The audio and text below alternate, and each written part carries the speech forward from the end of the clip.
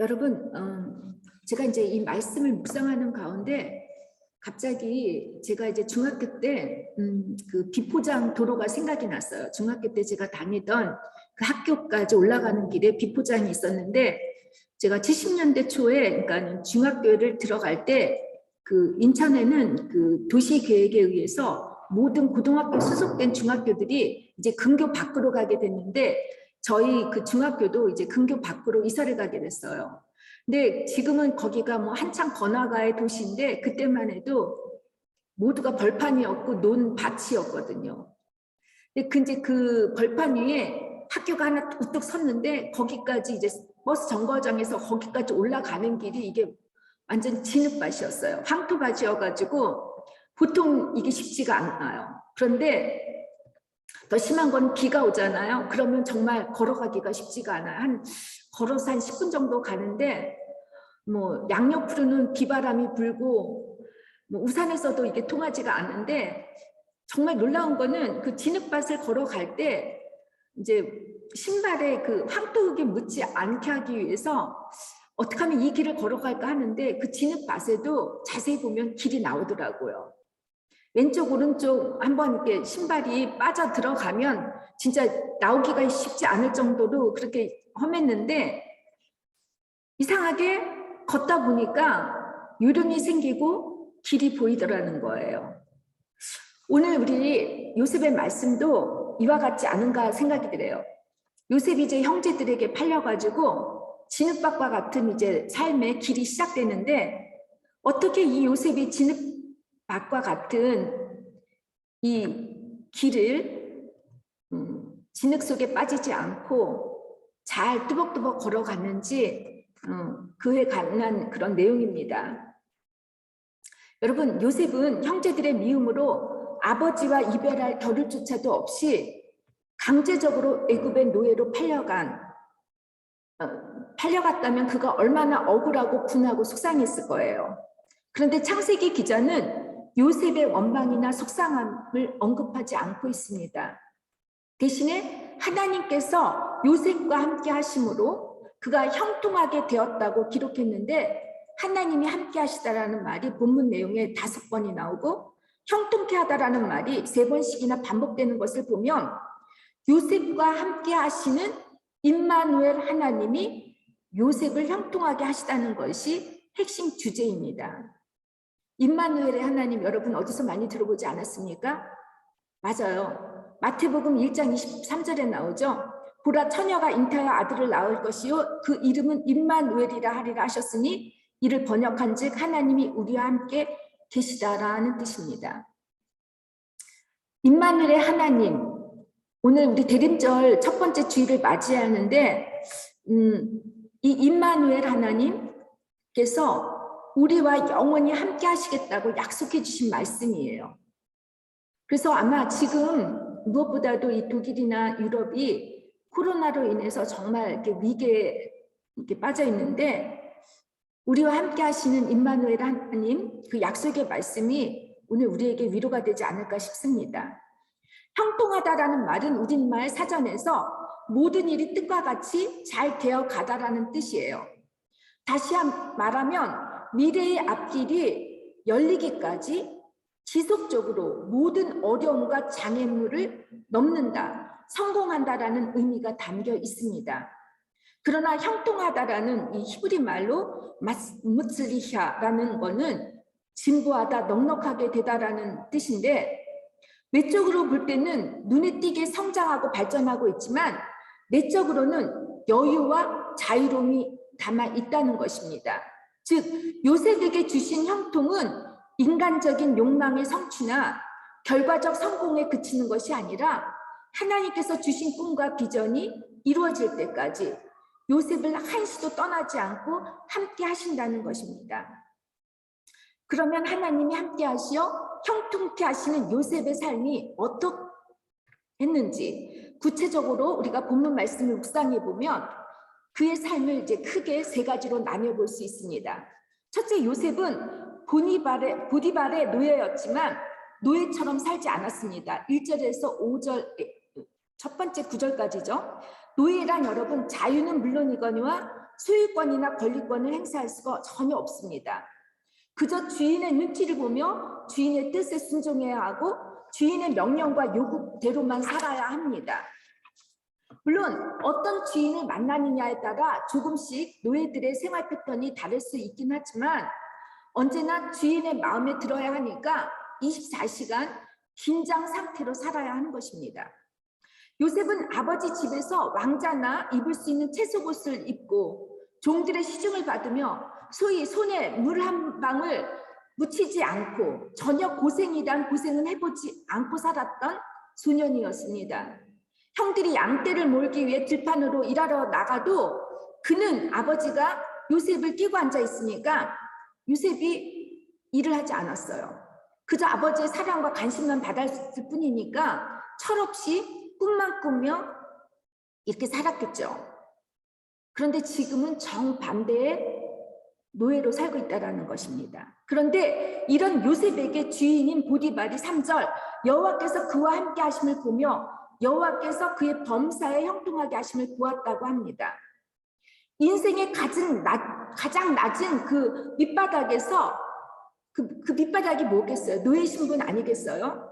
그 노예 신분으로 살아가는 요셉의 모습에서 하나님을 믿지 않는 이방인인 그 애굽인인 그것도 요셉의 주인인 그 보디발이 한갓 노예에 불과한 요셉을 통해 하나님을 인정하고 믿기까지 합니다. 보디발이 여호와께서 그와 함께 하시고 요셉이 하는 일마다 잘되게 성공하게 해주신다는 것을 직접 목도했다라는 겁니다. 본문에는 요셉이 어떻게 신앙생활을 했고 기도 생활을 했는지 또 그가 어떻게 하나님께 제단을 쌓고 예배를 드렸는지 전혀 언급이 되어 있지 않습니다. 그러면 여러분 보디발이 어떻게 해서 하나님이 요셉과 함께 하셔 형통하게 하셨는지를 알았을까요? 그것은 본문 3절에 나오는 그의 범사라는 단어에서 알 수가 있습니다. 그의 범사를 이렇게 번역된 그 히브리어 원문을 보면 요셉의 손을 강조하고 있습니다. 즉 요셉이 비록 노예였지만 날마다 열심과 충성을 다해 또 최선을 다해 일을 했다는 뜻입니다.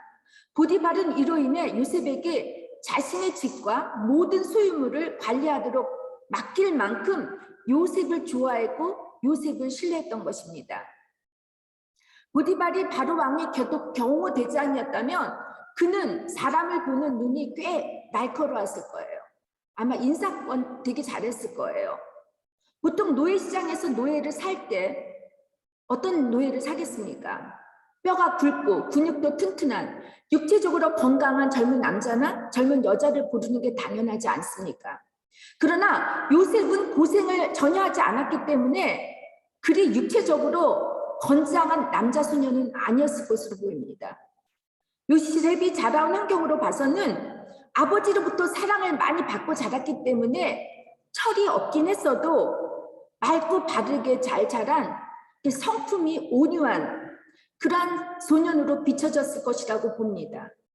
또 요셉의 용모가 잘생겼다는 것을 봐서 그의 눈도 그렇고 매우 총명해 보였을 것으로 보여집니다. 보디발은 아무래도 육체적 노동을 위한 노예보다는 자기의 사무적 재무, 모든 재정을 관리할 수 있는 그런 사무직 노예가 필요했었을 텐데 요셉의 눈을 보니까 그런 어두운 면들이 하나도 없었던 것이죠. 17살의 보디발의 노예로 팔려온 요셉은 다른 노예들처럼 처음엔 아마도 잔심부름부터 굳은 일을 다 했을 것이라고 봐요. 보디발은 요셉이 얼마나 일을 똑부러지고 성실하게 잘하는 것을 줄곧 눈여겨보면서 그가 하는 일마다 아주 잘 되니까 분명 요셉이 노예이긴 하지만 그를 누군가가 어떤 막강한 힘이 함께 주고 있는 것은 아닐까 이렇게 느꼈을 거라고 봅니다. 다른 노예들과는 달리 요셉이 자유인처럼 사는 모습을 이 보디발이 느꼈을 거라고 저는 생각합니다.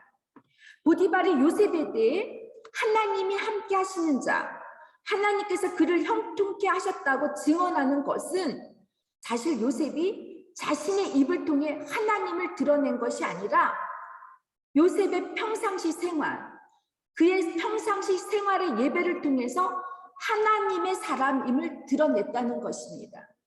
여러분은 주변 사람들로부터 어떤 인상을 받고 있다고 생각하십니까?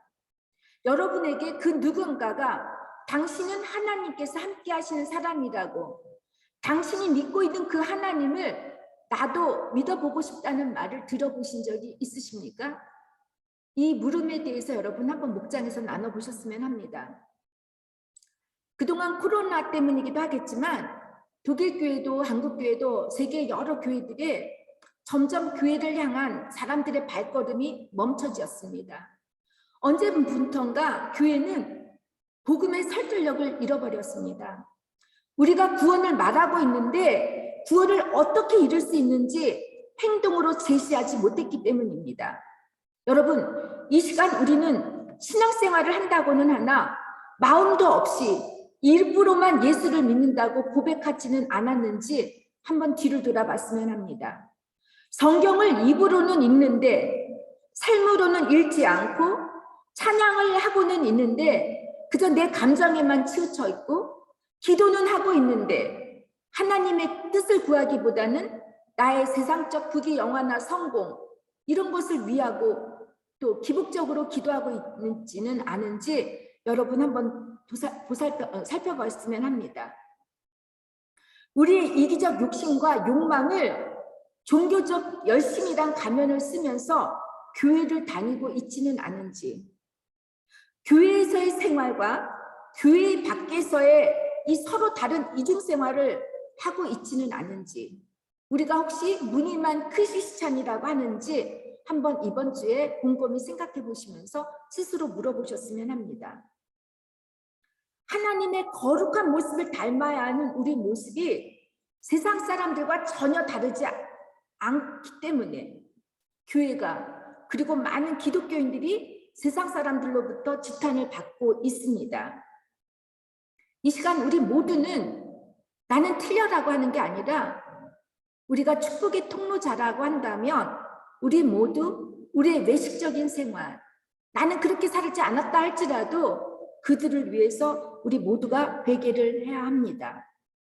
요셉처럼 말로가 아닌 생활의 신실함으로 성실함으로 보일 때 우리가 굳이 하나님을 믿으라고 전도할 필요가 없습니다. 하나님을 전혀 알지 못하는 애굽 사람인 보디발이나 감옥 간수장의 입술을 통해서 하나님이 하나님이심을 드러내게 하는 것처럼 우리도 평소 생활의 그 평소 예배의 모습을 통해 우리의 주변을 또한 우리 주변에 믿지 않는 사람들을 하나님을 만나게 할 수 있게 우리 함께 노력해 보지 않겠습니까? 입으로만 전하는 예수쟁이가 아니라 행동으로 예수님을 드러내는 여러분과 저 그리고 우리 바젤 한인선교가 교회가 되기를 주님의 이름으로 축원합니다. 요셉은 이렇게 보디발의 노예로서 인생의 밑바닥까지 내려갔지만 하나님이 그와 함께 하심을 날마다 경험할 수 있었기에 보디발의 노예로서가 아니라 하나님의 종으로서 자신의 삶을 인정하고 받아들였다는 것입니다. 요셉은 노예라고 하는 운명과 고난 속에 열등감이나 비탄함, 원망함을 갖지 않았어요. 그 이유는 하나님께서 그에게 일찍부터 주신 꿈과 비전이 있었고 그 비전을 요셉이 믿었던 것으로 보여집니다. 자신의 꿈을 포기하지 않았기 때문에 지금 상황이, 지금 주어진 일들이 정말 힘들고 고난스럽고 견디기 힘들지라도 최선을 다해서 살았던 것입니다. 여러분, 내 삶의 결론이 나 때문이 아니라 다른 사람 때문이라고 다른 사람에게 책임을 돌리고 자신은 희생양이라고 생각하며 사는 사람을 노예로 사는 것입니다. 노예입니다. 용서를 하지 못하고 사랑하지 못하고 원망과 속상함으로 사는 것도 노예로 사는 것입니다. 세상이 너무 좋아 세상과 짝하여 부귀 영화와 성공만을 쫓아 사는 것도 여러분 노예로 사는 것입니다.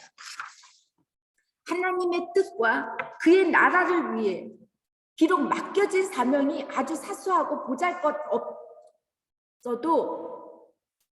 충성을 다하며 순종하며 사는 것이 노예가 아닌 하나님의 종으로, 하나님의 자녀로 사는 것입니다. 믿습니까?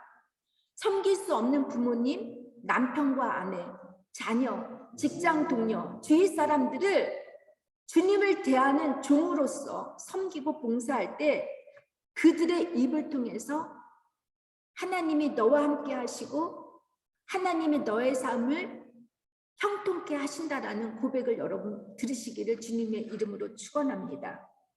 요셉이 보디발의 집에서 노예가 아닌 하나님의 자녀로 그 책임을 다할 때 하나님께서는 요셉을 보디발의 재무와 행정을 담당하게 하면서 귀족 생활의 에티켓을 배우게 하고 후에 이 모든 것을 배운 것이 애굽의 재무부 장관이 될 수 있도록 훈련시키고 준비케 하셨습니다. 여러분, 크게 성공하고픈 사람일수록 아주 사소하고 작은 것까지도 최선을 다해 살아야 합니다.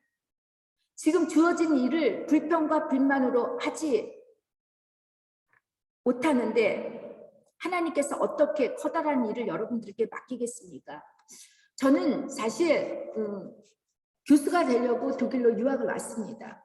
그때만 해도 제가 예전에 말했듯이 유학 시험이라는 게 있어가지고 많은 사람들이 유학을 가지 않았을 때였습니다. 그런데 제가 제 꿈을 다 이룰 수가 없는 상태에서 공부를 포기했어요. 정말 코앞에 놓은 그 공부를, 그리고 제가 이제 저를 되게 귀하게 생각해 주시는 교수님이 경희 너 나중에 후회하니까 내가 다 도와줄 테니까 독도 아르바이트를 마치라고 그렇게까지 얘기를 해줬어요. 근데 제가 건강상 이제 공부를 더 이상 할 수가 없었습니다.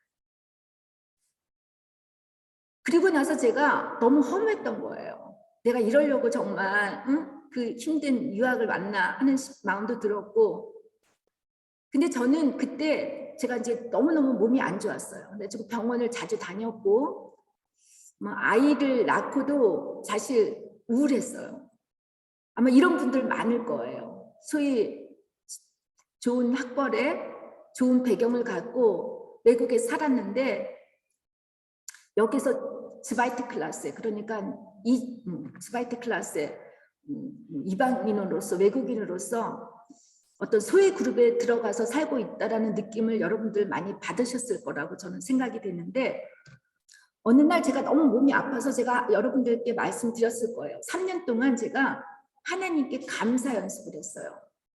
저는 얼마나 청소를 잘하는지 지금은 그래도 이제 매번 이렇게 청소를 깨끗이 하지는 않는데, 저는 속옷까지도 다리미를 다렸고, 독일 친구들이 저희 집에 오면은 아이들이 이렇게 이제 기어다니면 얘네들이 바지에 먼지가 하나 안 묻을 정도로 깨끗하게 청소를 잘하고 열심히 살았어요. 주어진 일에 정말 감사하는으로 하나님, 저는 한 달란트 받은 것만도 감사할 테니까 이 한 달란트 받은 거라도 제가 최선을 다해서 살겠다고. 예전은 나는 5달란트 받아서 그 5달란트로 교수가 되고 유명한 사람이 되고 싶었던 것이 저의 꿈이었는데, 이제는 한 달란트 하나로 그냥 살겠다고 제가 그렇게 다짐을 하고 정말 열심히 살았어요. 시간이 없었어요. 공부할 때보다 시간이 더 없이 그렇게 살다가 제가 하나님께서 저를 목회자로 삼을 줄은 전혀 꿈에도 생각을 못했어요. 저희 언니가, 가족들이 기도를 하는 가운데 저한테 너가 다시 신학 공부를 할 거라고 말했을 때 제가 코웃음을 쳤어요. 무슨 신학 공부를 하냐고. 응? 신학대학이 여기서 얼마나 멀고 칼스루에는 신학대학도 없는데 무슨 신학 공부를 하느냐고. 이게 말이나 되냐고. 내가 지금 독일교회도 그렇고 보이지 않는 목회, 그러니까 뭐 독일교회에서도 제가 교사로서 되게 많이 섬겼거든요. 그렇기 때문에 보이지 않는 목회도 목회인데 무슨 내가 목사를 하느냐고 이렇게 코웃음을 쳤는데, 사건이 터지는 바람에 제가 결국은 신학 공부를 하고 말았어요. 근데 신학 공부를 하면서도 이게 쉽지 않잖아요. 아이를 떼어놓고 프라이브룩 도시에 혼자 나와서 공부를 하는데, 그때 아이가 8학년 정도 됐었어요. 근데 헤어졌을 때 우리 아이의 키가 167인가 그랬는데 보면 볼수록 애가 쑥쑥 자라고 있는데 공부를 43세 시작하려니 제가 얼마나 힘들었겠습니까? 그때 아마 쏟은 눈물은 아마 그 양동이에 2 양동이는 나왔을 거예요. 정말이에요. 그리고 그때 당시 저를 본 사람은 지금보다 제가 몸무게가 10kg가 줄어있는 상태여서 다들 모든 사람들이 인생을 다 산 사람처럼 되게 슬퍼 보였다라고 이렇게 얘기를 하고 그렇게 말랐었대요, 제가. 근데 지금 새로 저를 보는 사람들은 정말 많이 틀려졌다라고 하는데, 근데 하나님께서 저를 이렇게 가만히 제 삶을 돌이켜보니까 제가 설거지 하는 거, 청소하는 것부터 제가 최선을 다해서 했던 것 같아요. 여러분, 수도원에 가려면, 수도사나 수녀원이 되려면 여러분 뭐부터 훈련시키는지 아세요? 청소부터 하는 거예요. 청소. 그러니까 신앙이 좋은 분일수록 집을 한번 돌이켜보세요. 저는 여러분께서 정말 내가 커다란 일을 해보고 싶다. 하나님이 어떻게 준비되지 않은 사람을 쓰겠습니까?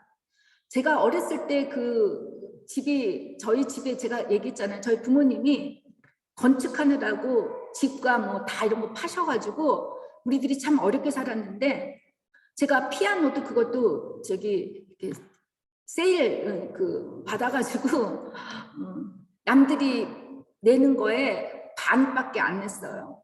그랬더니 선생님이 다 이렇게 수업료를 잘 내는 애들보다 저한테 이렇게 성실하게 가르치지는 않았는데, 그때 잠깐 제가 피아노를 배웠는데 그 피아노도 제가 지금 독일교회에서 사역할 때 제가 반주를 할 수가 있게끔 하나님이 인도하시는 거예요. 그리고 제가 그 우울할 때 제가 그림을 많이 그렸었어요. 근데 뭐 그림을 계속 그리다 보니까 사람들이 전시회도 하라고 해서 전시회도 하고 이러다 보니까 지금 제 위치에서 보니까 모든 것들이 뭐 피아노부터 뭐 그림 그리는 것까지 제가 플룻 배운 것까지 하나를 다 따지고 보니까 하나님이 그냥 하나라도 이렇게 바닥에 버린 거 없이 제 사역하는데 다 하나님이 사용하시고 있다라는 거예요. 여러분, 저는 여러분께서 작은 일을 해서 무시하지 말고, 지금 내가 아이를 키우고 내가 공부하러 여기까지 왔고 내가 정말 어떤 사람인데 내가 지금 아이에 매여서 내가 지금 아무것도 못하고 있는가. 또 남편들도 나는 소위 한국에서 잘 나가는 사람인데 여기에서 외국인으로서 그냥 일도 제대로 못하고 이런다라는 그런 마음을 가지신 분들, 저는 실망하지 마시고 좌절하지 마시고 작은 일부터 하나 감사한 마음으로 잘할 때 하나님께서는 여러분에게, 그런 분들이 청직이에요. 하나님은 청직에게 하나님의 일을 맡기십니다. 그러니까 힘을 내시고 최선을 다해서 기쁜 마음으로 일을 하시기 바랍니다. 여러분, 둘째 요셉은 다른 사람에게 복을 나눠주는 복의 통로로 살았습니다. 하나님께서는 요셉이 보디발의 재무집사를 맡은 이후로 요셉을 위하여 애굽 사람의 집에 복을 내리심으로 여호와의 복이 그의 집과 모든 소유에 임하시게 했다고 이렇게 5절에 기록되어 있는데, 여러분, 보디발뿐만 아니라 감옥의 간수장도 하나님을 믿지 않은 사람이었지만 요셉을 통하여 하나님의 거룩한 영향력과 복을 받았습니다. 하나님께서는 일찍이 믿음의 조상 아브라함과 그의 자손에게 뭐라고 약속을 했었냐면, 너를 축복하는 자에게 내가 복을 내리고 너를 저주하는 자에게는 내가 저주하리니 땅의 모든 족속이 너로 말미암아 복을 얻을 것이라 하신지라. 내 자손이 하늘의 별과 같이 번성케 하며 이 모든 땅을 내 손에게 주리니 네 자손을 인하여 천하 만민이 복을 받으리라. 이렇게 우리가 복의 통로가 되게 하시겠다고 이미 언약을 하셨습니다. 임마누엘의 하나님이 요셉과 함께 하시니까 요셉을 통해 하나님의 거룩한 영향력이 점점 밖으로 뻗어나게 하셨듯이, 그런데 놀라운 거는 여러분, 요셉이 정작 복을 받았다는 말씀이 없습니다. 그렇죠? 도리어 그는 억울하게 보디발의 아내의 모함으로 감옥에 갇히게 되지 않습니까? 만일 요셉의 입장에서 그가 복을 받았다고 한다면 그는 당장 노예 생활을 그만두고 다시 고향집으로 돌아가서 보고 싶은 아버지를 만나고 아버지의 사랑을 받고 그곳에서 사랑하는 여자와 함께 많은 자식을 낳고 행복하게 사는 것이 아니었겠습니까? 그러나 요셉은 이스라엘 백성을 구원하시기 위한 복의 통로로 선택을 받은 사람이라 그의 바람과 소원은 하나님의 때가 이루어질 때까지 기다려야 했고 축복의 통로자로서 훈련을 받아야 했습니다. 우리는 요셉이 애굽의 국무총리로 재무부 장관이 되는 것으로 그의 꿈이 이루어지는 것으로 보이지만 전혀 아닙니다. 국무총리가 되거나 재무부 장관이 된 것은 세상적 성공이에요. 근데 하나님은 그것을 넘어서 요셉을 통해 하나님께서는 애굽 사람이나 그 주변 국가 나라에 있는 사람들이 기근을 맞을 때 그들이 배고프지 않도록 복을 나눠주는 사람으로서 요셉을 선택하셨고 요셉에게 그래서 꿈을 주신 것입니다. 축복의 통로가 되는 사람에 대해서 곰곰이 제가 생각을 하다가 예전에 읽었던 이야기가 떠오르는데 여러분께 잠시 소개를 해드리겠습니다. 병원에 이제 두 노인이 입원을 하고 있었습니다. 한 노인은 아주 심하게 이제 교통사고를 당해가지고 눈 수술을 받고 이제 눈 붕대를 하고 꼼짝없이 침대에만 누워 있는데 그 노인 옆에 입원한 다른 환자 노인은 매일 아침 창가에 앉아서 이 그 눈붕대를 하고 있는 노인에게 밖에 날씨를 알려주는 거예요. 하늘에 파란 하늘에 오늘은 구름이 몇 개 떠가고 새는 어떻게 지저귀고 나무는 어떻게 나뭇잎은 어떻게 피고 있는지 꽃들이 어떻게 예쁘게 자라고 있는지 이렇게 재미있게 이야기를 들려주는 것입니다. 며칠이 지나고 나서 그렇게 이야기를 들려주는 그 노인의 목소리가 들리지가 않았어요. 그리고 이제 교통사고를 당한 이 노인이 눈붕대를 풀고 눈이 좋아져서 그 병실을 보니까 창문이 없었던 거예요. 그 노인은 간호사에게 물어봤어요. 지금 내 옆에 있었던 노인이 어디를 갔냐고 했더니 그 노인이 며칠 전에 죽었는데 장님이었다라는 거예요. 여러분. 축복의 통로가 되는 사람은 인생이 되는 것도 하나도 없을 정도로 갖은 어려움과 고난이 닥치지만 하나님을 믿지 않는 사람의 눈에는 저 사람은 나와 다르다라는 모습으로 비춰지게 됩니다. 작은 것 하나라도 나누어 줄 수 있는 그 풍요로운 마음이 그 사람들에겐 담아 있기 때문에 여러분의 얼굴이 여러분의 모습이 그렇게 비춰지기를 또한 그런 마음이 되기를 주님의 이름으로 부탁을 드립니다. 복의 통로가 되는 사람들은 하나님뿐 아니라 사람들을 위해 쓰임을 받는 사람들입니다. 요즘 제가 집사님들 지난번에 제 가을 방학 때 집사님 몇 분을 초대해서 제가 그렇게 얘기를 했는데 제 물건을 하나하나 정리하고 있습니다. 그러다가 제가 우연하게 인터넷에서 이런 글을 봤는데 여러분, 사람들은 최고급 핸드폰 기능 중 70%밖에는 못 쓴다고 합니다. 최고급 자동차가 낼 수 있는 속도 중 70%는 불필요하다고 해요. 특히 뭐 페라리나 포르쉐 이런 자동차 타고 다니는 사람은 스위스에 이해가 안 돼요. 스위스는 120km만 허락을 했잖아요. 그죠? 초호화 별장에 사는 사람들은 그의 면적 중에 70%는 비어 있다고 합니다. 한평생 아무리 많은 돈을 벌어도 70%는 다른 사람이 쓰든지 또는 다른 사람을 위해서 쓴다고 합니다. 얼마 전에 전두환 씨가 돌아가셨죠? 그분이 차명 재산이 엄청나게 많을 거라는 게 사람들의 이제 입소문인데 다 쓰지 못하고 죽잖아요. 그죠? 그리고 집안의 생활용품 중에 70%는 그냥 놔두기만 하고 쓰지는 않는다고 해요. 맞지 않습니까? 저도 그릇이 많고 옷들 이런 걸 다 보면 제가 항상 입는 옷만 입지 옷 제대로 잘 안 입는 것 같아요. 그릇도 마찬가지로. 여러분, 결국 우리에게 주어진 인생에서 우리가 사용할 수 있는 것들은 50%가 넘지 않는다는 거예요. 그런데 우리도 하나님으로부터 쓰임받지 못하고 엉뚱하게 살다가 삶을 마친다고 하면 이거야말로 억울한 일 아니겠습니까? 정말 황당한 일입니다. 한 영혼을 구할 수 있는 것이 가장 커다란 복을 나눠주는 것이라면 여러분에게 주신 그 자원들을 움켜쥐지 마시고, 움켜잡았자 제가 어떻게 한다 그랬죠? 썩기만 한다 그랬죠?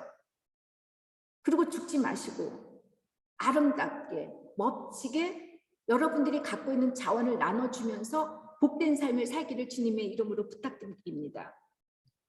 보디발이 요셉을 축복의 통로로 인정을 하니까 자신이 먹는 음식 위에는 어느 것도 간섭하지 않았듯이 우리가 다른 사람을 위한 축복의 통로가 되는 것은 결국 여러분 그 사람을 위한 것이 아니라 바로 내 자신을 위함입니다. 어느 누가 우리를 간섭하거나 방해하지 않는다고 해요. 도리어 우리가 더 잘 믿고 일할 수 있도록 도와준다는 것입니다. 여러분과 저 그리고 우리 바젤 한인선교회는 축복의 통로가 되어 사람들로부터 당신의 믿음이야말로, 당신이 다니는 교회야말로, 당신이 믿는 하나님께서는 정말 참되고 진실하고 좋은 분이라는 고백을 많이 듣기를 주님의 이름으로 축원합니다. 믿습니까? 셋째, 요셉은 유혹에 빠지지 않는 삶을 살았습니다.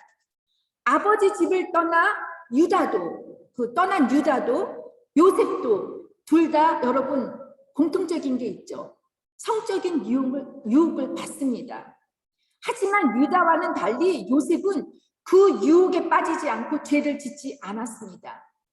요셉이 보디발의 집에 노예로 팔렸던 나이가 17살이면 지금은 한 20살 중반이 되었을 텐데 여러분 이 나이에 관심이 제일 많은 것이 뭐라고 생각합니까?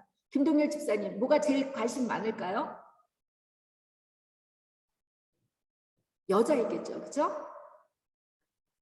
요셉이 외국인이에요.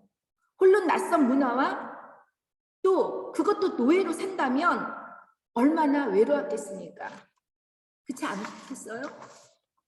다른 한편으로는 또 요셉은 통제하는 사람이 없어요. 눈치 볼 사람이 없어요. 주인 외에는. 근데 주인이 자기를 믿어.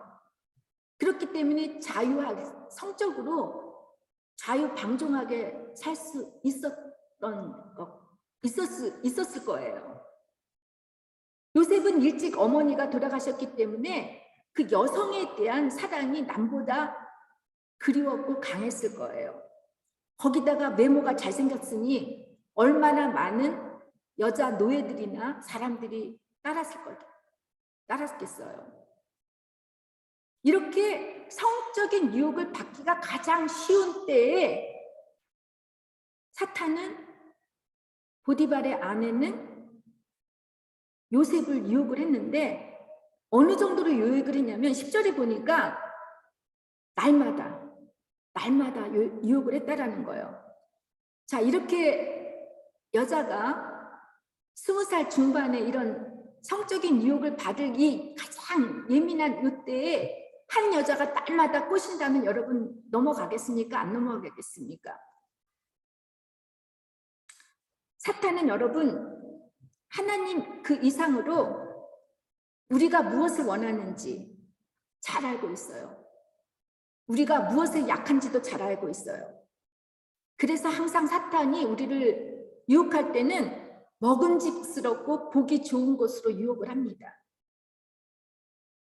요셉은 아마 다른 것에 넘어가지는 않을 것 같아요. 어떤 성적 유혹 외에는 요셉을 무너뜨릴 수 있는 게 그렇게 크지 않았기 때문에 사탄이 보디발을 통해서 성적 유혹을 했던 것으로 봅니다. 제가 올 봄에 그 C.S. 루이스의 그 딘스트 안바이중 für einen Unterteufel 그런 책을 읽었는데 이걸 한국말로 보니까 스크루 테이프의 편지, 그래서 악마의 지혜와 충고라는 그렇게 부제가 달려 있는데 여러분 이 책을 보면 그러니까 지위가 높은 악마가 한 인간의 영혼을 파멸시키기 위해서 이제 31개의 전략을 그 하급에 있는 그 악마에게 전수해 주는 내용이에요. 31개씩이나 돼요. 어떻게 하면 크리스찬들을 이게 하나님과의 관계에서 떨어뜨릴지 전략을 담고 있는데 여기서 놀라운 것은 루이스는 악마를 영적 세계에서의 사탄으로서가 아니라 보통 사람들처럼 사무실에서 펜대를 굴리며 이렇게 보통 사람, 셀러리맨처럼 이렇게 사는 사탄을 그리고 있고, 이런 사탄이 인간을 공격하고 유혹하는 존재로 등장을 시켰습니다. 여러분, 저는 그렇게 생각을 해요. 예전보다 지금 우리가 사는 데에는 우리 아이들도 그렇고 더 죄를 많이 지을 수 있는 환경에서 우리가 살고 있다고 생각해요. 왜냐하면 산업화가 되고 산업이 또 분화가 되고, 무엇보다도 인터넷 문화나 소셜 문화가 이렇게 발전이 되면 게임부터 시작해서 우리를 수없이 유혹하는 죄의 유혹들이 수없이 많이 일어나요. 예전에 우리 한국에서 무슨 엠번방인가 무슨 사건으로 인해서 수많은 남자들이 어떤 성적 그 유혹에 걸려 넘어졌는데, 이렇게 우리가 지금 사탄의 유혹 속에 넘어질 수 있는 그러한 환경에서 살고 있다는 것입니다. 그런데 저도 그렇고 조금 우리가 사탄의 유혹을 받게 되면 죄의식을 갖게 되잖아요. 그렇죠? 생각은 갖고 있어요. 그런데 문제는 여러분, 물론 생각도 갖지 말아야 되는 게 우리지만 인간인지라 어쩔 수 없이 그런 생각을 갖게 돼요. 근데 중요한 거는 우리가 유혹에 빠지느냐 빠지지 않느냐는 것입니다. 사탄의 유혹에는 3가지 키워드가 있어요. 아, 이 정도면 되겠지. 이번에 딱 한 번만 뭘. 또 아, 누구나 다 이렇게 사는데 뭘. 이렇게 말하는 것입니다. 요셉이 보디발의 아내의 유혹에서 자신을 지킬 수 있었던 것은 여러분, 첫 번째, 단호하게 거절할 수 있었기 때문입니다. 8절에서 9절 나오죠. 주인께서 만인만 빼놓고 모든 것을 자신에게 맡겼다고 하면서 단호하게 거절을 합니다. 둘째는 10절에 나오죠. 거리를 두는 것입니다. 매일 유혹을 했지만 주인의 아내와 자는 것은 물론 그녀와 함께 있으려 하지도 않았다고 합니다. 죄를 짓게 만들고 또 죄를 짓게 만드는 것들을 보는 것, 듣는 것, 같이 있는 것으로부터 여러분, 거리를 일단 둬야지고 차단을 해야지만 여러분, 우리가 죄의 유혹에 빠지지 않습니다. 셋째는 그런 유혹으로부터 도망을 가는 것입니다. 보디발의 아내가 아무도 없는 그 죄짓기 좋은 환경을 만들어 놓고 유혹을 행동으로 옮기는데, 여러분, 아마 보디발의 아내는 사랑이라고 했겠죠. 아니면 원나이트라고 말할 수도 있었겠죠. 결국 요셉이 남들의 오해를 감수하고 자기 옷을 내팽개치고 이 정욕의 문제를 피하려고 도망을 했습니다.